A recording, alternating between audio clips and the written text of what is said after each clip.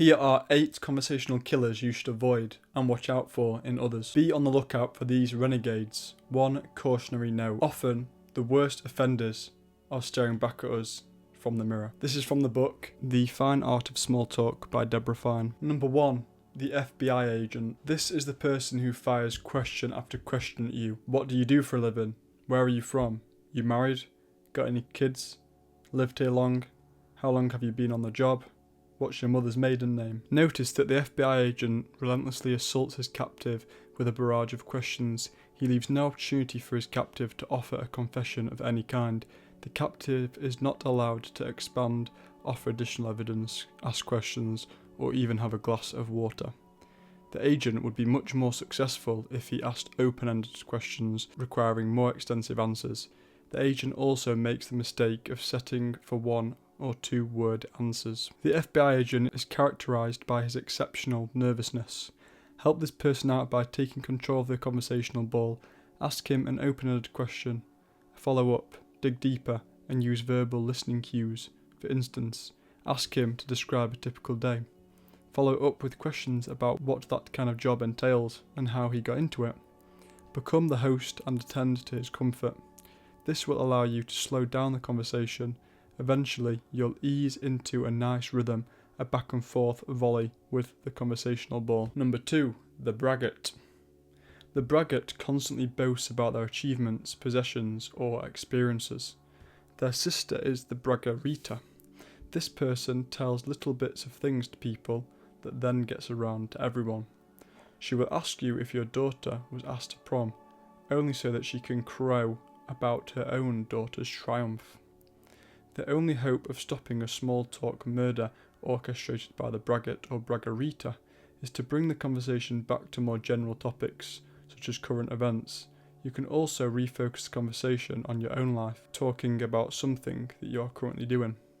There is no point in going toe-to-toe with either of them, because it is impossible to directly stave off their boastfulness. Your only weapon is redirecting the conversation. So this isn't saying that you don't talk about your accomplishments, but if you do, do it in a humble manner.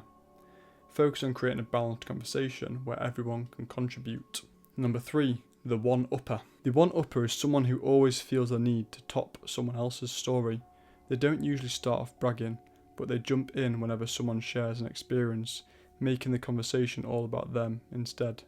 This can be frustrating because it takes attention away from the original speaker and can make them feel unheard and unimportant. So here's the problem with this one. A lot of people are actually the one-upper and they just don't know it, because a lot of the time people think they're being empathetic or carrying on the conversation. So someone will be telling a story about how they broke the thumb, for example, and then most people will jump in and say, "Oh, I broke my arm once, oh it's so bad, it hurts so much," whatever. Because you're just trying to relate, trying to say you have sympathy, I've felt that, but it actually gives off the complete opposite vibe, and it makes the person you're talking to feel like you're trying to one-up them, and that their problem's small if you say that you had something bigger, for example, like a lot of people will. It says in the book, a classic example of a one-upper is someone who responds to a story with "been there, done that," which quickly shuts down the conversation and makes the other person's experience seem unimportant. Instead of trying to one-up someone, show genuine interest in what they're saying. Celebrate their experiences without feeling the need to compare. So this can even be if someone said, "Oh, I went to Greece in a specific place and it was really nice." If you then say, "Oh, I've been there," then it's like you're relating, yeah, but you're killing the conversation for them to be able to tell you something they've really enjoyed, because you're saying you've already done it. Or if you say you've been to the Caribbean, which maybe people think that's 10 times better than Greece, you're then just ruining their chance for conversation. So just don't say anything and dig deep into what they're saying and be interested. Number 4, the monopolizer. The monopolizer dominates the conversation, not allowing others to get a word in edgeways. Monopolizers feel justified.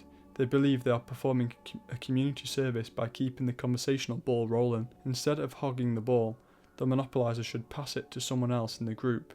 I have a personal rule that I never talk for more than 5 minutes before passing the ball. Time can fly when we are talking about ourselves. And now here's how you exit a conversation if the monopolizer is someone else that you're talking to. Use non-verbal cues like checking the time, for example. Politely interrupt. If the monopolizer isn't picking up your cues, you may need to gently interrupt. Say something like, "I'm glad we got to chat, but I have to head out now." Express appreciation. Acknowledge what they were saying to show that you were listening, then smoothly transition to your exit. For example, "I appreciate you sharing your insights on that, but I'm afraid I have to go." Shift the focus to them. Another strategy is to direct the conversation back to them in a way that gives you an opportunity to leave. You might say, "It sounds like you have a lot more to share, but I don't want to keep you from the rest of your evening." And the last one, be direct if necessary. If all else fails, it's okay to be more direct. You can say, "I'm sorry to cut this short, but I really need to leave, make a call, or whatever else. Let's catch up another time." So a summary for that part is really just give others a chance to speak, ask questions, and actively listen to what others have to say. A good conversation is balanced. An additional tip is that if you're in a group and one person's dominating the conversation, your goal is not only to get the monopolizer to yield the floor, it is to include others, especially the quiet ones, invite them into the dialogue with a question or comment directed to them. Even when there isn't a monopolizer in a conversation, pass the ball to everyone. Number 5, the interrupter, the most annoying one many people think. The interrupter frequently cuts off people mid-sentence, disrupting the flow of conversation and showing a lack of respect. The interrupter is characterised by high drive, determination to make a point, and lack of patience. Practice active listening. Allow others to finish their thoughts before jumping in with your response. So a way to avoid this is, what I heard somewhere else, is to count to 3 when someone finishes talking before you start talking. So what you'll find is that most people, when you give them a few seconds, will actually end up talking even more and won't stop. And then that's a win-win really, because not only are you talking less and they're talking more, which is what we always want in a conversation, you're also not going to interrupt them and look rude. Number 6, the poor sport, and the biggest growing one, I believe, because a lot of people nowadays seem to not want to have a conversation. The poor sport will kill their own conversation by refusing to play by the rules. A very cunning illusion artist, the poor sport changes open-ended questions into closed-end quips. So a conversation can end through no fault of your own because someone might just not want to partake in the conversation, and that can just be a cue for you to leave if it's in that kind of setting. But then at the same time, there's some people that just don't know how to have a conversation, and therefore you have to carry the conversation. So this is the tip in the book. To avoid being a poor sport in conversations, don't rely on one-word answers or dismissive responses that kill the dialogue. Instead, engage by asking open-ended questions and offering detailed responses that give the other person more to work with. If someone else is being brief or non-committal, you can help by answering their closed-end questions as if they were open-ended. Providing more context and inviting further discussion, this approach not only keeps the conversation alive, but also helps build rapport and make interactions more meaningful. Number 7, another common one, the know-it-all. The know-it-all insists on being the expert in every conversation.